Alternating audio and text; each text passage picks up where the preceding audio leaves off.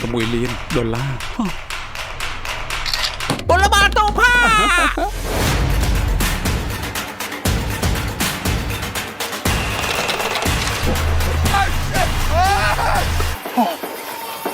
សន្លឹកឆ្នោតដល់កូរ៉េខាងជើងយើងរងចាំជួបអញ3ថ្ងៃហើយនេះជាសន្លឹកឆ្នោតឈ្នះរង្វាន់ទៅជួយបាំងប្រាក់រង្វាន់ឲ្យយើងឲ្យឯង 10% ត្រូវទេវាគឺជារបស់ខ្ញុំតើនរណាថាជារបស់ឯងយើងរើបានគឺជារបស់យើងសន្លឹកឆ្នោតឈ្នះរង្វាន់ហោះដល់កូរ៉េខាងជើង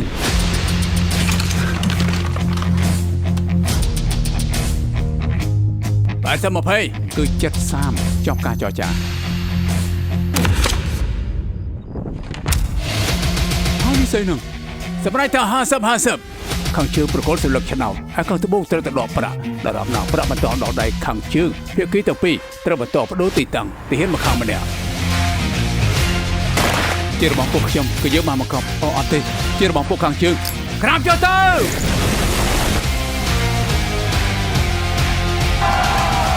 គេបាក់លុយបាយនៅណា